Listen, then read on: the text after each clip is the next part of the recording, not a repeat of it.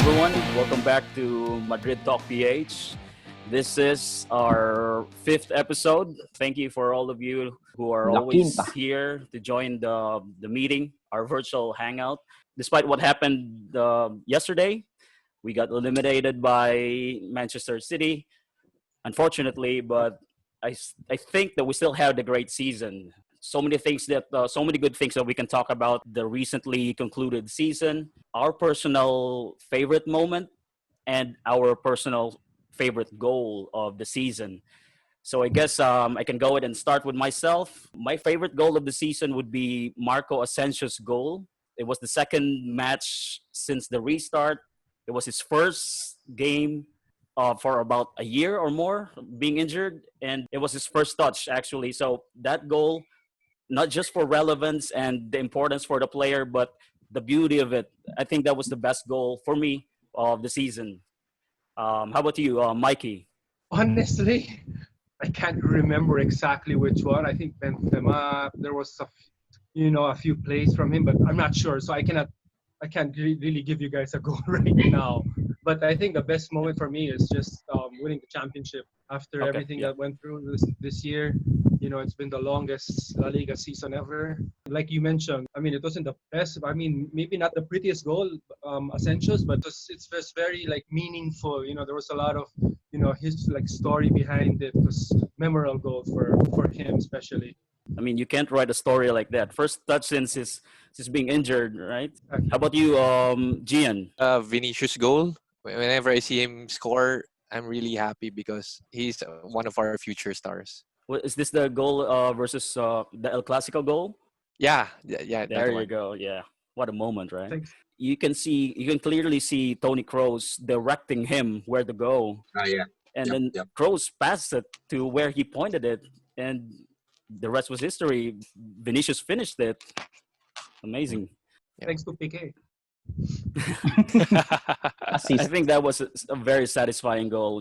Having Piqué ended up on his ass on the Bernabeu grass, having the best view of that goal. Amazing. How about you, Alan? I think the best goal of the season is Mariano's second goal against Barcelona in the El Clasico. Just because I watched that goal live. And it was crazy in the Bernabeu, and everybody was just ballistic. I mean, everybody was just so happy after that goal. I was literally just hugging the person right next to me, and I was in tears. No COVID. I was before COVID, man. But I was in tears right after that goal. I was so relieved, and we finally won a La Liga Clasico against Barcelona in 5 years. That also put us up 2 points ahead of them. That's actually similar to Asensio. He just came on and a few seconds he scored. Mm-hmm. How about Albert? I was going to answer Vinicius' goal in the Clasico too, but I think for best goal, I would say it's the back heel of Benzema to Casemiro, which team that was post-pandemic, but that goal was Espanyol. It was Espanyol. That was the only goal for that game. And guys, don't forget some of the goals of Toni Kroos from outside. Oh yes, Toni Kroos. Those long shots he had. I see Angel smiling because you mentioned Toni Kroos. Okay, how many jerseys do you have of Toni Kroos? I have 8 now. Na legit. 4 non-legit. How about you, Angel? Yeah, I was gonna say Toni Kroos' first goal of the season. And first game too, Mendy. right? First game of the season. Yeah, first goal. And Mendy's goal last post-COVID. After pandemic, he scored another one. Like that. Yeah, the one he just scored recently. It's so on top of the box. From the left came in the left wing, overlapping, took on the defender, and then with a short angle, he scored in the top corner near post. Beautiful goal. Yeah. All right. Thank you, Angel. Tim? For me, the best goal, I usually like goals that are more athletic or require a lot of skill. So it's Benzema's goal right after Asensio scored when he came back. His first game after his injury. I really like how the way he controlled the ball and juggled it. Like that was like 2 juggles before he over with his right. Yeah. And then he scored And then his, before he letting volleyed it it with bounce his with his left. left volley. Yeah. That was a Assist difficult ni goal. Asensio, right? Yeah. Yeah, Asensio's assist. It was a cross. First touch Yeah. with the right foot over the defender, and then before it falls, volley with his left. Right. Yeah, that was perfect. Benzema made it look so easy. Yeah, how about AIDS? The best goal for me would be that Hazard sponsored goal for Ramos. Because it showed. yeah, I mean, that's one of the few moments that showed what Hazard really was. How brilliant he is. I mean, the first games since the lockdown, right? Ramos scored after he intercepted Being a passed on by pass Hazard from the defensive half, and he sprinted, and he was gifted a goal from Hazard. Beautiful goal as well. Eden Hazard, yes. How about JP? I think it's the goal of Benz that came off Asensio. That was, I think I saw somewhere that it was a Puskas worthy nomination. Yes, it was. How about Richard? Mariano, same. 7 seconds from inbound. Yeah. And yes, that was most memorable. Just to recap for that goal. So Danny Carvajal, he had a throw in, which he threw it to Mariano. He outpowered Umtiti. It was a weird goal because the ball, like, the angle was tight. The ball took a bounce, and when he kicked the ball, it was like a half volley. He hit it on the top, so the ball came off the grass and went. There you go. Suck it, Barca. The last squad player who was able to score to have one goal at least. Who was him? It was Ferland Mendy. Quiz. Mendy. Okay. Yeah, let's not forget about Mendy's goal as well. Coming from a very tight angle, and the defender was really harassing him as well with an overstretched leg. He still scored it from a very different angle, top corner, I think. You guys can remember that Mendy goal. Bin. From the Top bin, right? Lord, there's one goal that I was still watching live at a sports bar. First game of the season, it was Valencia away. When Valencia scored a late goal to put them up 1-0, and then the dying minutes when Courtois, there was a corner kick and Courtois went up. Courtois actually He almost scored. He won the header. It hit the rebound, and then Benzema cleaned it up, and the bar was just like ballistic. Everybody was so happy. I think that was one of a good experience. How amazing would it have been goals. if Courtois scored it? Would have been crazy. Yeah, you guys want to talk about the City match if you want, or this season, well, for me, it still exceeded expectations. Although, yes, we are Real Madrid. We should be winning the Champions League every year. It's really disappointing that we went out the way we did. Of course, saw people blaming Varane. But my take on this is Varane owned up to his mistakes. He said the loss is his, right? Also, if most of you remember, 8 years ago, there was this center back who missed a penalty in the semifinals of the Champions League, named Sergio Ramos. He was 27 back then, I think. Same age as Varane. He also got torched by Robert Lewandowski the next year in Dortmund. Lewandowski scored 4 goals on him. Yes. What I'm trying to say is even the best center backs have these bad days. Sergio Ramos had his. Varane unfortunately had his the other day. I'm sure Varane will bounce back from this. You would say that maybe Vinicius should have come on earlier for Hazard. I'm sure Richard has something to say about Zidane's tactics. I'm sure. I'm sure. I'll keep things to myself. First of all, I think the game was lost in the Bernabeu. The 1-2 loss. I think that's where it all began. Those last 10 minutes, giving up a goal, Sergio Ramos getting the red card. But aside, we'll just go straight to the game the other day. I'm a big Zidane fan, but he committed mistakes. And in this game, I think he committed some big mistakes. Number one was, I think Vinicius should have played from the beginning. Because if you look at Manchester City, one of their wing backs, Cancelo, I think, and he was actually playing, I think if it was left back or he was playing right back, but he's left-footed. So he will have difficulties, especially if you had Vinicius playing on the left wing. Another one was, I think he took too long to make the substitutes. After the second goal, you had no choice but to go for the win. You're already down 2-1. there's no point in waiting anymore. You got to put in all the firepower you have because 10-1 or 5-1, it doesn't matter. You're out. So might as well try to go for it. If he turns the game around, he's a genius. If he loses by 5-1, they're going to criticize him more, but at least you can say he tried to go for it. You know what I mean? Those mistakes by Varane. I mean, if you look at the game, those are the 2 goals from City. The 2 mistakes from Varane. The City didn't score on any play or any. They only scored because Varane made 2 mistakes. Actually, the first one, I think it was more of Courtois' mistake than Varane because Courtois gave the ball to Varane in a very difficult position. Yep. Courtois should have just cleared the ball already right away when he got the ball. And then Varane made another mistake. I'm a center back. I coach. And one of the coaching for dummies, 101 in coaching is when a center back receives the ball, you never dribble towards going inside your box, towards inside the goal area. You always dribble going outside. Yep. Okay? You never dribble coming in. That's 101 in coaching. You teach that to kids 7 years old. I mean, as a football player, you think about plays in the game. So he already knew he screwed up earlier. And that was another mistake. It came from a long ball. He tried to head it in an awkward position. And then he let the ball bounce. That's another crucial 101 in defending as a center back. You do not let the ball bounce and bounce and bounce and you move backwards, you go. Once it comes straight away, bam, you head it out right away. And since he wasn't able to head it out right away, instead of heading it back to Courtois, what he should have done was cleared it, give away a throw-in, give the throw-in, let the team come back, reset your defense, and start again. I mean, overall, the game, Madrid had their chances. Benzema had a few chances.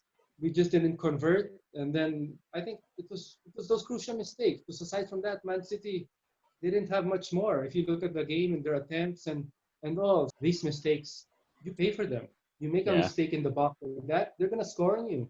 I just want to say that also that the best player on the field was playing for Man City. Was Kevin De Bruyne.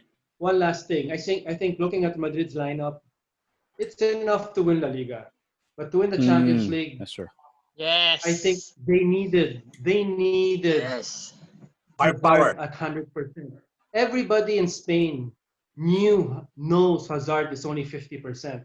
So that's another one. I think why did Zidane make him play so much or even start him? And another one is Gareth Bale. I don't know what's wrong with this guy. I mean, Bale went to speak to Zidane, asking if he was going to play, and basically Zidane told him that no, he's not going to play a single minute. So Bale asked Zidane not to go to Manchester. And then Zidane came out in the press con saying Zidane didn't tell the whole story. Zidane only told the press what he wanted to say, which was that Gareth Bale went up to him saying that he didn't want to go since he wasn't going to play. But it was because Zidane told him he wasn't going to play. So as a coach, there are certain rules. I think Zidane was wrong that, if you speak to a player and one-on-one privately, you shouldn't come out in the press and say these things. That's up to you and him. That stays in the locker room. There are certain rules and guidelines you got to follow, at that level. You do not come out in the press and say this. And most of all, you don't tell the whole story. I think that was wrong. But then another thing, Gareth Bale as a professional, you're playing at the top level. You cannot go and tell your coach, I don't want to go. And then the next day during Real Madrid's training session in the Etihad, where was Gareth Bale at 2 p.m.? He was playing fucking golf in Madrid. There you go. So, it's just wrong. You got Gareth Bale. He's like the player who gets paid the most in the lineup. You can't be doing these things. And Zidane, as a coach, if somebody comes to me and tells me, look, if I'm not going to play, don't bring me. I'm going to tell him, what? What do you mean don't bring you? I'm the coach and I'm going to bring you. I don't care if you're not going to play or not, but you're coming with me. We'll see how this all ends. Sure. Richard, you were going to ask something. What was it? No, never mind. I think you said it in somewhere in between. Oh, he was just Mikey. He was just happy that you enumerated the mistakes of Zidane. So I was waiting for 5 mistakes. You just mentioned 2 or 3. Of course, I'm not. If I have to say something's wrong, I'm gonna say it. Okay, good. You're being fair. That's fair. Mike, I have a question. Why have a, somehow you have a minor doubt that Zidane will not stay long, or they will still. Yes. Why have that mindset? I think he will stay long. You think so? I don't know. I mean, knowing Zidane, he already did it before. If you see the interview of the post game against City, they asked him the question like 5 times, and he didn't give a concrete answer of him staying. It's true. It's true. He mentioned two months back. I think he's tired. He mentioned he's tired, so he might be doing the same thing again. That's why, because like I said, they asked him like 5 times, and he never gave a concrete yes. Okay. It was always like, like he usually says, I'm here now, I'm here today, Yes. I'm here today, we'll see what happens. And so I don't know, he can do it again. And the way I see Zidane, he's not like a Pep Guardiola, like a Mourinho, like Simeone, like Peñistas. Yeah, it seems like he doesn't really need to be coaching, this long. And, so he could quit anytime he can quit. He can leave the coaching. And actually, there were rumors the day after Real Madrid and Juve got eliminated in La Gazzetta dello Sport in Italy that Sarri's fired from Juve. Zidane is one of the candidates. Anyway. So you never know with him, He can just leave all of a sudden. And Juve is definitely one of his teams. It's, his two teams are Juve and Real Madrid. So will not be so expecting, I mean, something can still happen during the break, during the it could be 2018 all over again. Yeah, can I say something, Laura, about the match? Yeah, Alan. Like City were just the better team. I mean, that's simple. I mean, if Varane did concede those 2 goals, we still needed to score one more goal to at least bring it to extra time, which I don't see that happening. Yep. But the good thing is the positive experience is just hanging out and watching the games with the people who joined the impromptu Zoom meeting during the Champions League. It was a great experience. Especially we could just talk about the match, share our thoughts minute by minute, real second time, by second, real time. But yeah, like what Mikey mentioned, with our lineup, I think we could win La Liga. But Champions League is just a different story, man. I mean, Casemiro was awful. Modric was awful. Cruz was awful. I mean, during the video call, it was they were all playing so bad. So yeah, Varane shouldn't take the blame, and I'm proud that he did.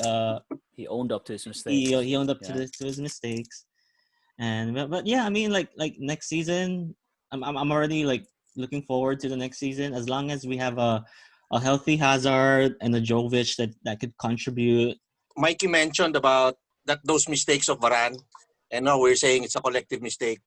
Playing from the back or playing at the back that long, I mean, playing, passing around among fullbacks, and how many times they did that? Yeah, no, I think it was the constant pressure from City from the start.